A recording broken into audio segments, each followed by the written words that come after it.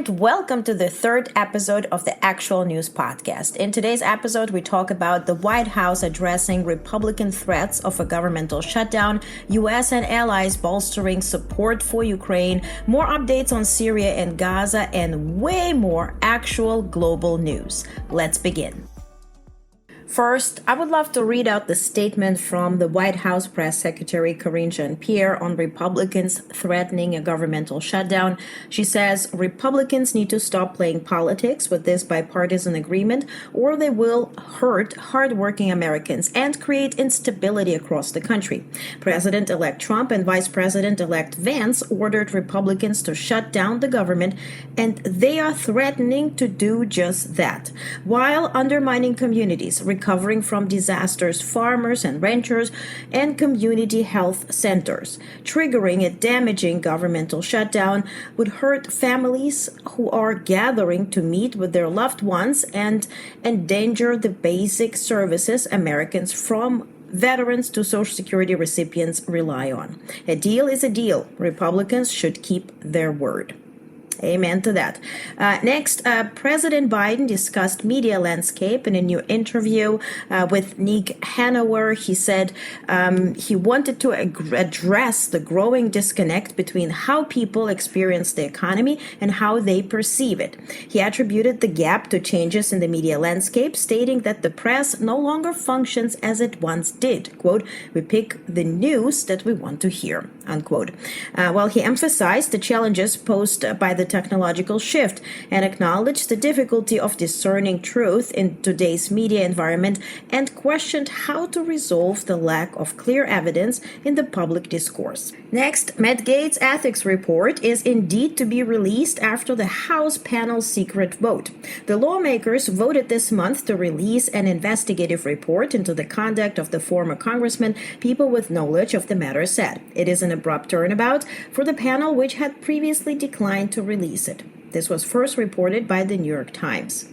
Now, the U.S. Department of Transportation has issued a final rule to enhance transportation accessibility by adopting uniform, technically defined standards for transit stops in the public right-of-way. These standards, effective January 17, 2025, align with the U.S. Access Board's accessibility guidelines for pedestrian facilities in the public right-of-way, ensuring consistency in the new construction and alterations. This rule eliminates the need for local governments and agencies to independently determine accessibility design solutions, streamlining efforts, and promoting uniformity. It fulfills the Americans with Disabilities Act's directive to establish accessible public transportation needs, providing significant benefits for both agencies and transit users. And now let's check the quick news. Republican senators expressed support for Robert F. Kennedy Jr., Trump's pick for health secretary. Senator Roger Marshall, a physician, pledged to back him. Quote, "I'm all for polio vaccine," unquote, Kennedy insisted this week, though he has made dubious claims about it in recent years, including suggesting it costs more lives than it's saved. Top Senate Republican Mitch McConnell on Wednesday urged the U.S. Supreme Court to reject a bid by TikTok and its China-based parent company ByteDance to block a law aimed at forcing the sale of the short video app by January 19th or face a ban on national security grounds. Alexandria Ocasio-Cortez lost a secret ballot to become the House Oversight Committee's top Democrat. Gary Connolly, her 74-year-old colleague, won.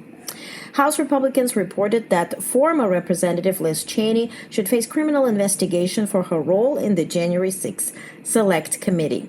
Lawyers for Trump accused a juror in his Manhattan criminal case of misconduct, marking their latest effort to overturn his conviction. Faith in the U.S. electoral system has risen. According to surveys, Trump's win this year erased Republicans' post-2020 distrust. Herschel Walker, a former NFL player from Georgia who lost a Senate election in 2022, is Trump's pick to be the U.S. ambassador to the Bahamas. Disney removed a transgender storyline from an upcoming animated series about a middle school softball team. Canada will invest $1.3 billion to enhance border security, including the creation of a new joint strike force to target organized crime, as well as the deployment of drones, surveillance towers, and chemical detection tools. These measures come in response to U.S. President-elect Donald Trump's threat of a 25% tariff on all Canadian imports, citing concerns over migration and illegal drugs. Europe's industry increased investment in research and development by 9.8% in 2023, surpassing the growth of corporate R&D investment in the U.S., which has risen only by 5.9%, and China, which went up by 9.6%, for the first time in 2013, according to the EU Industrial R&D Investment Scoreboard. Small drones were spotted flying over Air Force bases in Utah, Ohio, and Germany this month, Air and Space Forces magazine confirmed. Additionally, a Chinese citizen was arrested for allegedly using a drone to photograph a Space Force base as military installation incursions expand. Germany's center-right bloc, currently leading in the polls for February election, has released a platform that includes proposals to severely limit asylum admissions, reduce tax, and continue supporting Ukraine.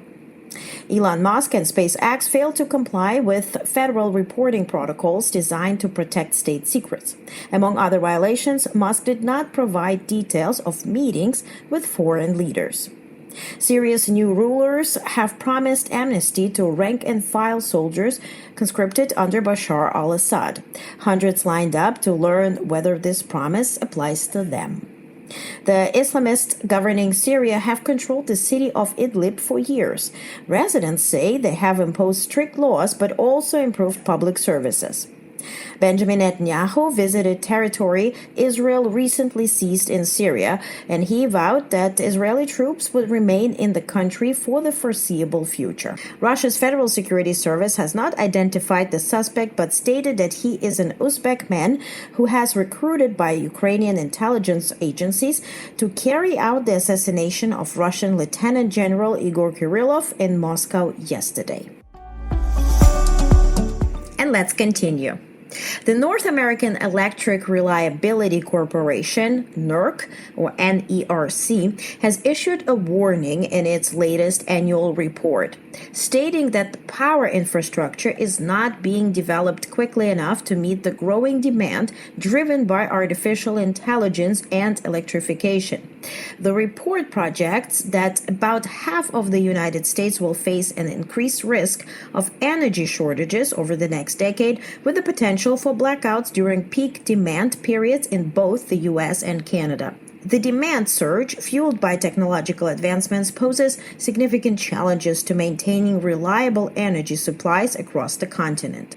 The U.S. Department of Defense remains steadfast in aiding Ukraine's defense against Russia's ongoing aggression. With $1.2 billion in Ukraine Security Assistance Initiative, funds set to be allocated by year's end, and $5.6 billion in Presidential Drawdown Authority, providing equipment and munitions through the Biden administration, the U.S. is ensuring Ukraine's battlefield readiness. A recent $988 million USA package, or USAI package, includes unmanned aerial systems, rocket munitions, and maintenance support, marking the 22nd aid package under President Biden. Secretary of Defense Lloyd Austin has galvanized the Ukraine's Defense Contact Group, a coalition of 50 nations, to address Ukraine's immediate and long-term defense needs.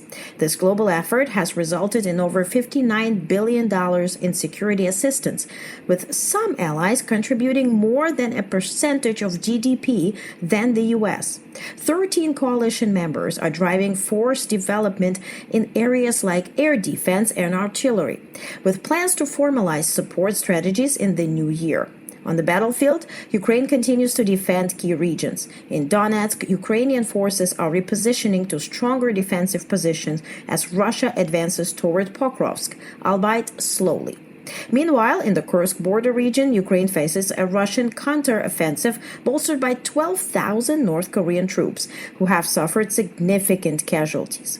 Despite ceding some ground, Ukrainian defenses remain resilient in the face of these challenges. Ukraine's President Volodymyr Zelensky held his 8th meeting this year with French President Emmanuel Macron in Brussels, where they discussed key issues including military assistance and Ukraine's ongoing European integration efforts. Zelensky extended his condolences over the tragic impact of Cyclone Chido on the French island of Mayotte. During the meeting, Zelensky expressed gratitude to Macron and his personal commitment to rallying international support for Ukraine.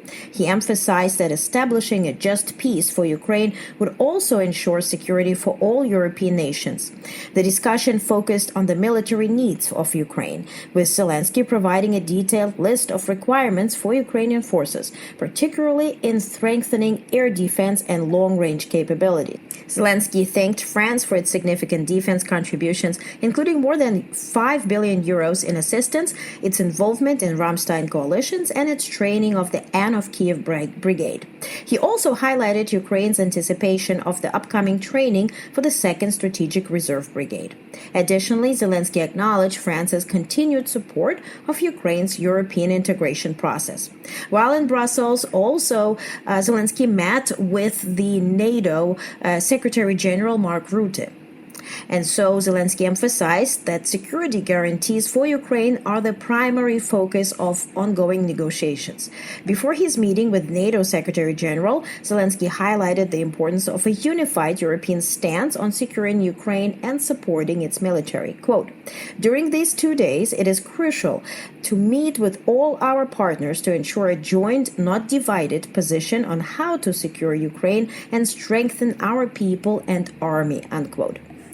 A key area of focus was the enhancement of Ukraine's air defense capabilities, especially in light of the upcoming winter month. Quote, "We must do everything necessary now to provide Ukraine with the air defense and other weapons systems needed to protect critical infrastructure," unquote, NATO Secretary General Mark Rutte added. Another important topic discussed was Ukraine's economy, with Rutte pointing to Denmark and Lithuania's efforts to procure weapons for Ukraine as an example of practical support. Quote, "This not only provides more weapons for Ukraine, but also injects money into Ukrainian economy," unquote, he noted. Zelensky and Rutte are set to meet with European leaders, prime ministers, and other representatives in Brussels to further discuss Ukraine's needs and bolster international support. The United States has announced sanctions on 4 entities linked to Pakistan's long-range ballistic missile development under Executive Order 13382, aimed at curbing the proliferation of weapons of mass destruction. The sanctioned entities include Pakistan's National Development Complex, which oversees the country's ballistic missile program, and 3 suppliers, Affiliates International, Akhtar and Sons Private Limited, and Rockside Enterprise. These entities are accused of providing equipment and missile-applicable items to contribute Pakistan's missile development efforts. This action highlights the U.S. commitment to countering proliferation threats and addressing activities that pose risks of advancing weapons of mass destruction and their delivery systems. Now, the United States has also announced additional sanctions targeting entities and individuals involved in the Nord Stream 2 pipeline construction, citing their connection to harmful activities of the Russian Federation. These measures built on prior sanctions imposed under the Protecting Europe's Energy Security Act and are executed under Executive Order 14024, which addresses foreign actors detrimental to U.S. interests.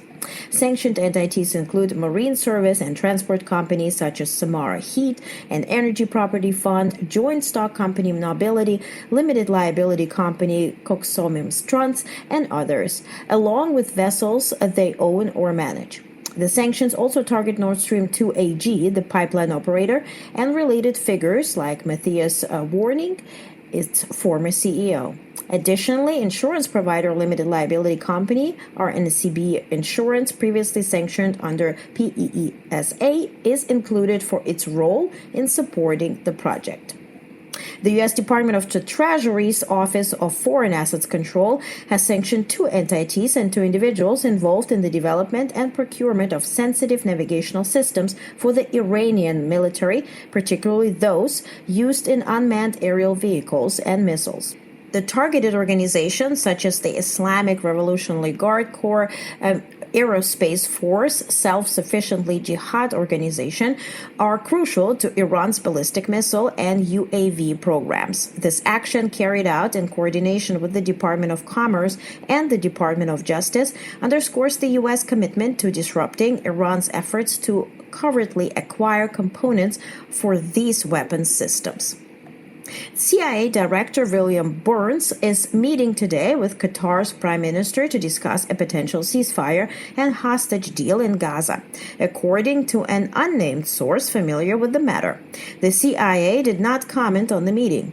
Indirect negotiations regarding the deal have been ongoing since Israel presented Hamas with an updated proposal 3 weeks ago. The discussions have raised hopes for a resolution amidst the ongoing conflict in Gaza. UN Special Envoy for Syria, Geir Peterson, warned that the war in Syria is far from over, citing the ongoing risk of armed conflict between groups in the country's north. In a briefing to the UN Security Council, he highlighted the fragile ceasefire in Manbij, where US-backed Kurdish fighters and Turkish-backed forces have agreed to extend the truce through the end of the week. UN humanitarian chief Tom Fletcher raised concerns that continued fighting could disrupt aid efforts, especially as the UN Refugee Agency anticipates up to 1 million refugees returning to Syria by mid-2025. However, the agency cautioned against pressuring refugees to return prematurely. Turkey, which hosts around 3 million Syrian refugees, has been at the center of international attention. European Commission President Ursula von der Leyen announced a pledge of over $1 billion to support Syrian refugees in Turkey and those returning to Syria. Turkish President Erdogan also urged an enhancement of Turkey's relationship with the European Union. Meanwhile, as investigators gain access to mass graves in Syria, the U.S. government, UN agencies, and human rights groups are gathering evidence of abuses committed under the Bashar al-Assad's regime, aiming to hold perpetrators accountable for human rights violations. Taiwan's government is in discussions to collaborate with Amazon's Project Kuiper on satellite-based communications, aiming to enhance the resilience of its mobile phone and internet infrastructure as tensions with China escalate. Taiwanese officials cited concerns over Elon Musk's past comments on Taiwan's political status as a key factor in ruling out collaboration with SpaceX Starlink. Neither Amazon nor SpaceX have commented on the developments. This move is part of Taiwan's broader strategy to bolster its telecommunication systems amid growing regional uncertainties. Indian National Security Advisor Ajit Doval and Chinese Foreign Minister Wang Yi held discussions today aimed at de-escalating border tensions, marking the resumption of a dialogue channel that had been dormant since 2019. A spokesperson for China's foreign ministry expressed hopes of restoring bilateral relations as soon as possible, signaling an intention to move beyond recent disputes in strengthening diplomatic ties between the two nations. The Prime Minister of Mauritius has expressed concerns that a recent draft deal with the United Kingdom regarding the future of the US-UK military base on the island of Diego Garcia would not produce the benefits that the nation could expect. This new position follows the election of a new government last month. Under the proposed agreement, the UK would relinquish its claims to the Chagos Islands while maintaining control of Diego Garcia, a key military base. The deal has sparked debate about its potential implications for Mauritius' sovereignty and interests. The government of the Democratic Republic of Congo has filed criminal complaints against Apple's subsidiaries in Belgium and France, accusing them of relying on conflict minerals. The allegations center on the use of materials sourced from the conflict zones, a practice that has been linked to human rights violations. In response, Apple rejected the accusations, emphasizing that it holds its suppliers to the highest standards in the industry and is committed to ethical sourcing practices. Ecuador has unveiled a debt for nature swap, facilitated by the Bank of America, the U.S. International Development Finance Corporation, and the Inter-American Development Bank. This deal is set to save the government nearly $500 million in debt payments over the next 17 years. The savings will be redirected toward conserving land and freshwater ecosystems in the Amazon rainforest. And now, a special report. Recently, I was invited to cover a special session at the Council on Foreign Relations in Washington, D.C. Here's my report. The ongoing conflict in Ukraine has captured the world's attention, and one of the central figures in the fight against Russian aggression is Petro Poroshenko, former president of Ukraine. He's been president between 2014 and 2019. While speaking in Washington, D.C. at the Council on Foreign Relations, he shared his insights into Ukraine's successes and challenges, shedding light on the complexity of the war, particularly the importance of national unity and strategic military victories. Poroshenko emphasized Ukraine's crucial victories in the Black Sea, an area often overshadowed by the land and air battles. In 2014, Russian President Vladimir Putin's primary goal was seizing Crimea was to secure the Black Sea Fleet's base in Sevastopol. However, Ukrainian forces have managed to significantly weaken Russia's naval capabilities. Poroshenko highlighted how Ukraine sank the third of Russia's fleet, forcing the remaining ships to retreat from Crimea to other parts of the Black Sea. Poroshenko provided a detailed breakdown of these naval successes, particularly the destruction of the Russian flagship, the Moskva, by Ukraine's Neptune missiles, a weapon developed during his presidency. Despite the challenges, including bad weather and Russian air defenses, the attack demonstrated the vulnerability of the Russian fleet. Furthermore, Ukrainian forces used drones loaded with explosives to destroy several Russian vessels, including those carrying the Kalibr cruise missiles, effectively neutralizing threats from the Black Sea. These successes not only shifted the balance in Ukraine's favor at sea, but also impacted the strategic positioning of Russia. Poroshenko recalled how Russia initially planned a military assault from the sea to Odessa and Mykolaiv, but failed due to Ukraine's defense operations. He also discussed how the blockade of Ukrainian grain exports by Russia, an essential part of Ukraine's economy, was successfully countered. Ukraine's implementation of sea drones helped break the blockade, allowing the vital grain corridor to function again. One of the key themes Poroshenko touched upon was the importance of national unity during wartime. He pointed out the stark contrast between internal unity and the political dynamics that elections inevitably bring. Although there is political pressure for elections, especially from Ukraine's opposition parties, Poroshenko stressed that the time for elections should come only after Ukraine achieves victory, marked by NATO membership or at least an invitation to join. He expressed his preference for a unity-based approach, arguing that the internal fight for political positions could undermine the solidarity necessary to win the war. The former president also provided insights into the geopolitical landscape, particularly concerning Russia's role in the global power structure. He reiterated the significance of Ukraine's partnership with NATO and emphasized that cooperation should be seen not as a foreign assistance but as an investment in mutual security. By reframing aid as an investment in shared defense, Poroshenko believes that Ukraine will secure greater support from international allies. Poroshenko also addressed the evolving U.S. political landscape, expressing concerns over the shift in the Republican Party's stance towards Ukraine. He noted the need for the U.S. to continue supporting Ukraine, especially as Russia strengthens its ties with China. He emphasized the importance of sanctions and their role of limiting Russia's ability to finance the war. While acknowledging the challenges posed by China's pro-Russia stance, he advocated for a strategic approach to undermine Russia's export economy, which is the key of funding for the war. While Poroshenko is clear about the need for military and political unity, he also stressed that reforms must continue even during the war. He pointed to his own efforts to introduce effective anti-corruption measures and emphasized that the war should not be an excuse for delaying progress in building a stronger, more transparent Ukrainian government. He concluded by reiterating the importance of both internal unity and international support, framing the fight for Ukraine's future as a collective responsibility, one that transcends party lines and focuses on the broader goal of securing peace and democracy for the nation.